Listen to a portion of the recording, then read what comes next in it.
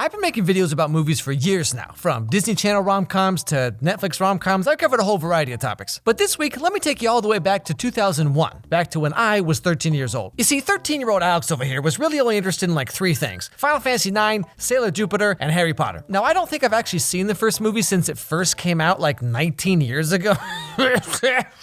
Just let me die. But hey, why not now? So, let's take a walk. But before that, really quick, this video is brought to you by Filmora 10. Filmora 10 is an entry-level video editing software that's a great place to start if you're looking to get into like making videos for YouTube or Instagram, for example, and even fully supports 4K video as well, if that's important to you. Higher end video editing software like Adobe Premiere, for example, that kind of thing, they certainly have a lot of bells and whistles, but you're gonna end up paying a lot of money, and chances are you won't even use most of the functions you're paying for anyway. But Filmora 10 is free to download and only costs a single payment of $60 to upgrade to the full version, and that's it, it's yours for life. Filmora 10 has pretty much every function you need to start making videos, like they got PC screen recording, green screen functionality, color correction, as well as a whole bunch of effect presets and text presets and all that kind of stuff. Something we actually legit use Filmora to do is edit our podcast. You see, recording in software like Audacity is very easy, but editing is a nightmare. However, using Filmora to edit audio is actually really easy. Like, you just cut what you want, move it around. It's kind of just like playing with Legos, really. So if you're thinking of starting your own YouTube channel, or you need to make something for school, or you just for fun you want to make videos, or heck, you're gonna start your own podcast, click the link down below in the description and download Filmora 10 today. Okay, back to the show. We start off with a little fetus Daniel Radcliffe, who plays the titular Harry Potter, a young boy with a cool scar on his face who wakes up one morning. Up!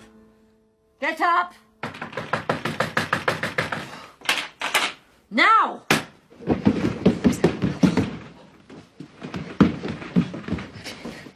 Wake up, cousin! We're going to the zoo!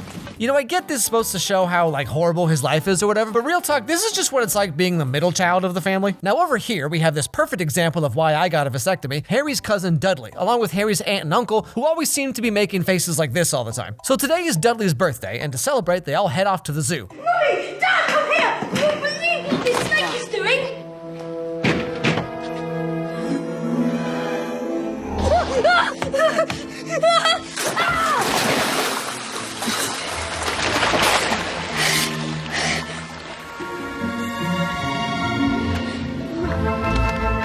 You know, something I just kind of noticed here is like, to use any spell, characters have to use a wand and say like the incantation and all that stuff, but Harry's just able to make things disappear with his mind, but like he never does this ever again. After this whole to-do is over, Harry keeps getting letter after letter from some place called Hogwarts, but for whatever reason, his uncle is dead set on him not getting and opening these letters.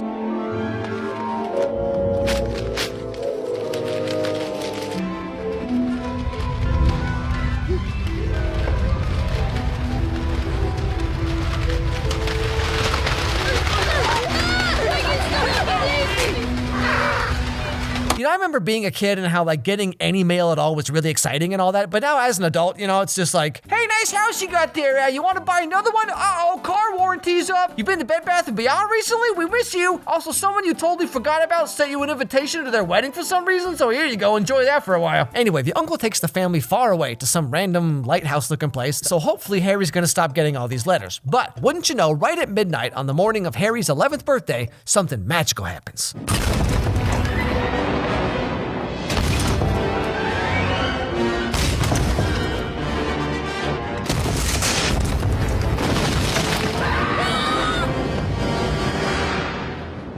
Sorry about that. You know, the same thing always used to happen to me every time I used the bathroom on an airplane. But whatever, anyway, back to the movie. Who are you? Rubius Hagrid. Of course, you'll know all about Hogwarts. Sorry, no. You're a wizard, Harry. So this sets in motion a whole series of events where Harry learns that he's a wizard, which is how he made the snake pit glass and Rupert Grint himself just completely disappear, and he's going to be heading off to a place called Hogwarts, a school for millennials whose entire personality is based on a book series they read when they were 10. Using the power of magic, Harry and Hagrid then go to a place called Diagon Alley and buy some school supplies like quills and ink and a trapper keeper that has Sonic the Hedgehog on the front, holding the weirdest controller I've ever seen. I mean, 3 vertical buttons? How do you even use this thing? Anyway, after getting everything he needs more or less, he heads off to the wand store to get his very own magic wand.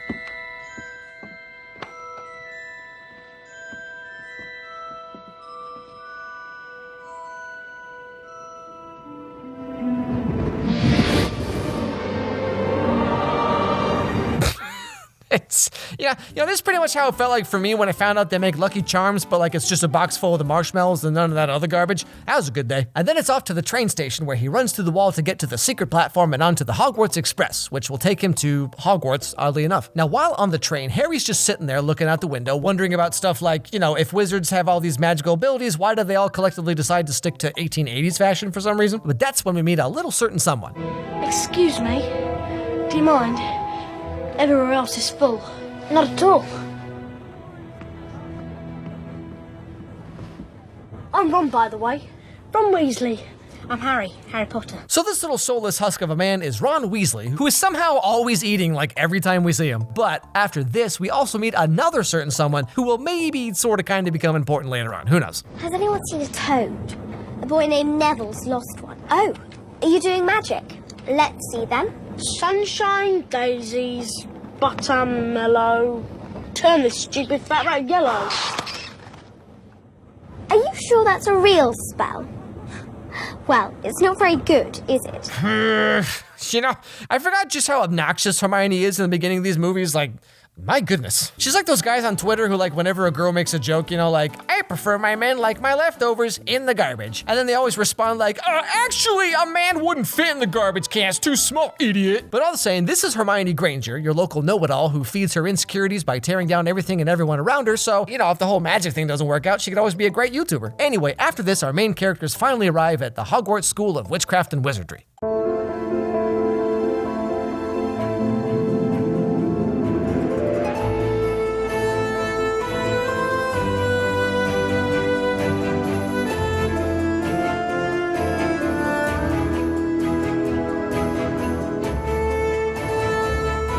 Now, the first order of business is for all the new kids to be sorted into their proper wizarding houses. The houses, of course, being Gryffindor for kids who are brave and just, Ravenclaw for the emo goths, Slytherin for future politicians, and Hufflepuff for kids who never shut up about being in Hufflepuff! Now, before this, the school headmaster, some old dude named Dumbledore, more like Dumbledore, you know what I'm saying? Has a few words to say.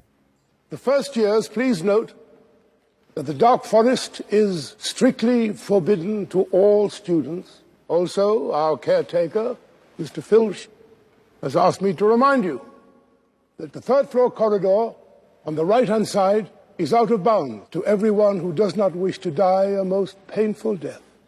Welcome to your new school, kids. If you go upstairs, you'll die. If you go in the forest, you'll die. If you use the wrong bathroom, you'll probably die. Okay, here's some licorice. Have fun. So then it's finally time to sort these kids into their permanent houses based on who they are at the age of 11. Because that makes perfect sense. Yeah, okay, Joanne, sure, whatever you say. Ha! Another Weasley. I know just what to do with you. Gryffindor! I've always wondered what like a muggle version of the sorting hat would be like. Now you think you are much more attractive than you actually are and have no redeeming personality traits whatsoever. Looks like you're going to be a TikToker. Anyway, so long story short, Harry gets put into the Gryffindor house even though the hat thinks he might do well in Slytherin, but Harry doesn't want to join that house because it's full of kids like Draco Malfoy, who will go on to become the subject of a lot of just bizarre fanfiction. Harry Potter has come to Hogwarts. And I'm Malfoy. Draco Malfoy. Think my name was funny, do you? No need to ask you yours. Red hair and a hand-me-down robe. You must be a Weasley. But anyway, now that Harry's finally at Hogwarts, the next big chunk of the movie is just about him getting accustomed to his new life of finding out that he's a wizard and like what that actually means, especially with him being all famous and everything because he somehow put a stop to the dark wizard Voldemort when Harry was just like a little bean. But of course, as you might expect, Harry being famous, especially as a kid, it has more downsides than anything else. Mr. Potter, our new celebrity. Tell me, what would I get if I added powdered root of asphodel to an infusion of wormwood? I don't know, sir. Clearly, fame isn't everything. Alan Rickman really was just like the best possible Snape they could have ever gotten. I mean, like, this is just perfect casting right here. Later on in the movie, Harry has his first flying lesson where he learns how to handle and fly on like a magic broom thing. Now, I want you to mount it hard and grip it tight. You don't want to be sliding off the end. What? Now, turns out Harry has some real aptitude for flying, and this gets him put onto the local Gryffindor Quidditch team as something called a Seeker. Have you heard Harry Potter's the new Gryffindor Seeker? I always knew he'd do well. Seeker? But first years never make the house teams.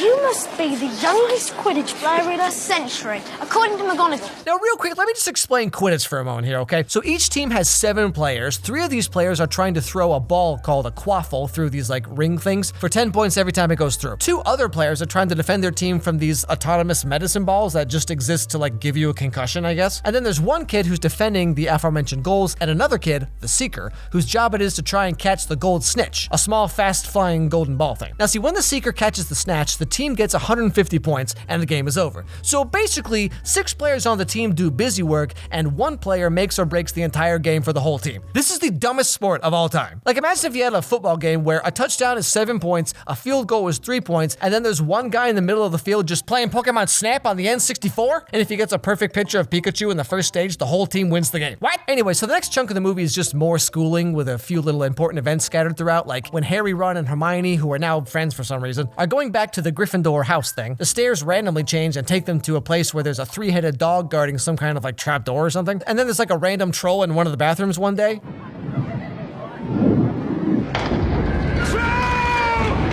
the dungeon! Turn around in the dungeon! And during Harry's first big Quidditch game, Snape is allegedly trying to make Harry fall off his broom.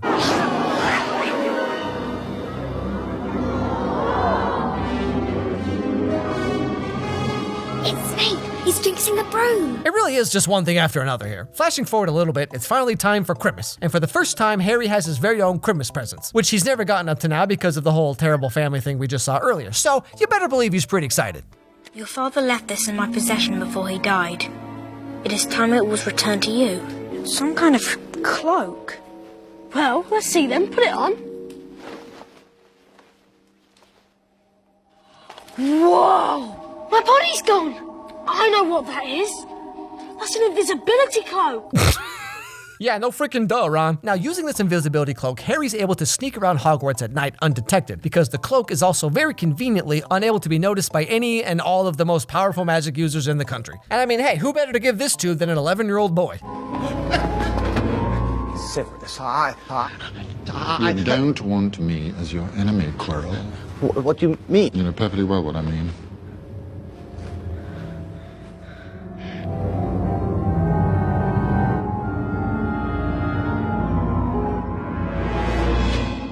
Anyway, on one of his little adventures, he comes across a mostly empty room with just a giant mirror in the middle. When he looks into it, he sees his dead parents. And then after this, Dumbledore shows up to give us all some wonderful exposition. By now, you realize what it does. It shows us what we want.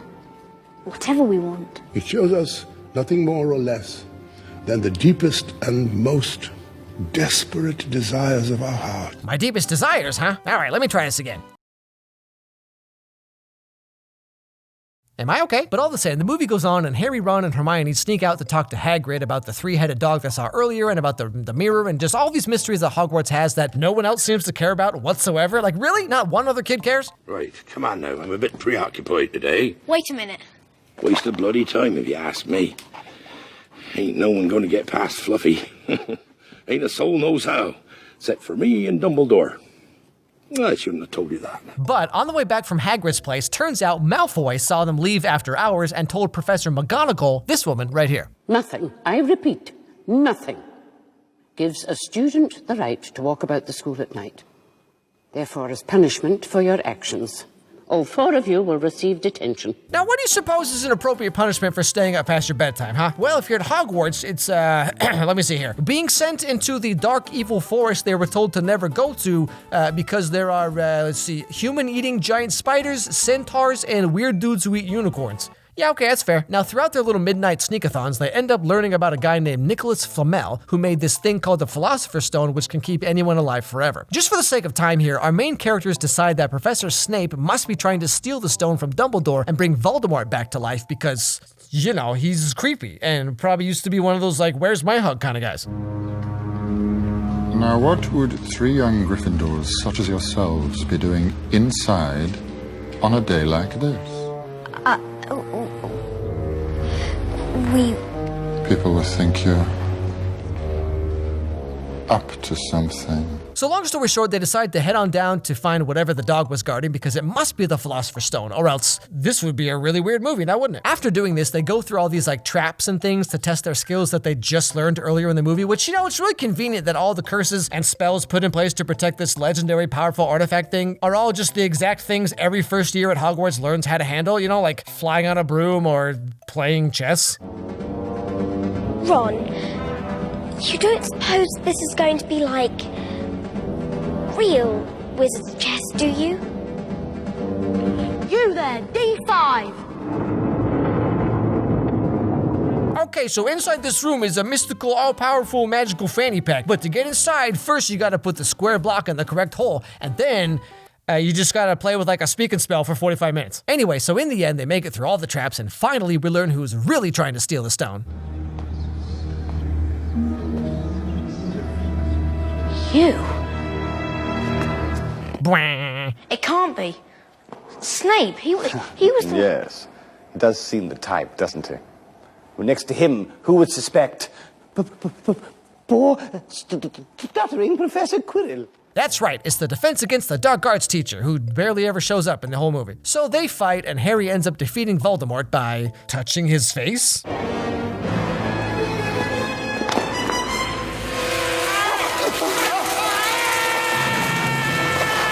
Now, why would touching his face do this, you might ask? Well, after this is all over, Dumbledore gives us more of that sweet, sweet exposition, you know what I'm saying? Just, beautiful. Do you know why Professor Quirrell couldn't bear to have you touch him? It was because of your mother. She sacrificed herself for you. And that kind of act leaves a mark. No, it lives in your very skin. What is it? Yeah, so turns out Harry beat the evil wizard man with the power of love. Well, I mean, hey, good for you, Harry. Your mom gave you magic love powers. I mean, the only thing my mom ever gave me was a face that took me 30 years to grow into. But all the same, that's pretty much where the movie ends. You know, like I said at the beginning of the video, when I was 13, I really liked Harry Potter a lot. I read all the books from like kind of when they started coming out, and I followed the series and I was really into it. And when the movies were coming out, I remember being like really excited. And like, I mean, to be fair, the movies are well made. Like the production quality is really, really high, and they put a lot of detail into what's there. But like, what's not there is kind of like almost all the important stuff in a way. Like just watching it back, it's kind of just amazing how it's like, you know, I mean, obviously I read the book and a lot of people read the books before the movies came out. And so you see the movie and it's kind of an abridged version of the book, which is what movies typically do. That's nothing weird. But like, you know, if you hadn't read the books, these movies wouldn't really make much sense to you. You know, like a lot of character motivations and like the reasons why characters come to certain conclusions or why they think this person is this or that person that whatever, like the way like all the reasoning is kind of cut from the movies, or at least in this first one. I guess we'll see how it goes later on, but it's kind of cut from the movie. And so, you know, in the movie, like they just kind of decide that Snape is the bad guy. It's like, oh, he's kind of creepy, I guess, so he must be the one to revive Voldemort, you know. And like I said in the video, Professor Quill is like barely in the movie at all. And so in the end, it's like, it was him the whole time. And you're like, oh yeah, that guy. What's his face? Yeah, the purple turban guy. Okay, sure. Especially the first movie, the way they truncated the book. And I guess the book itself is kind of like this because it was the first one and it's definitely made for kids. But like, I mean, it's all for kids, but the first book is definitely for kids. I don't know, nothing really makes much sense. It's like they just kind of stumble upon all these random things and they just kind of piece it together in a way that sort of works out, I guess. I don't know, it's just like weird. The way the movies show the story makes no sense whatsoever. Anyway, I want to give a shout out to Debaura for winning the competition for my game on the App Store. She was the third person to finish the game. And I just finished the contest for a score attack mode. So those winners will be announced soon as well. If you haven't downloaded my game, give it a download. Link is down in the description below as well. Hope you enjoyed the video, everybody. You know, if you want to give me suggestions for what movies you think I should check out, email me at alexmyerscontact@gmail.com. I have a podcast with my girlfriend Kelsey. It's like a dating advice / dating stories / listening to people's horrible love lives podcast, and we give our thoughts and discuss. But if that interests you, go ahead and check that out. And above all else, everybody, have a great day, and I'll see you all next time.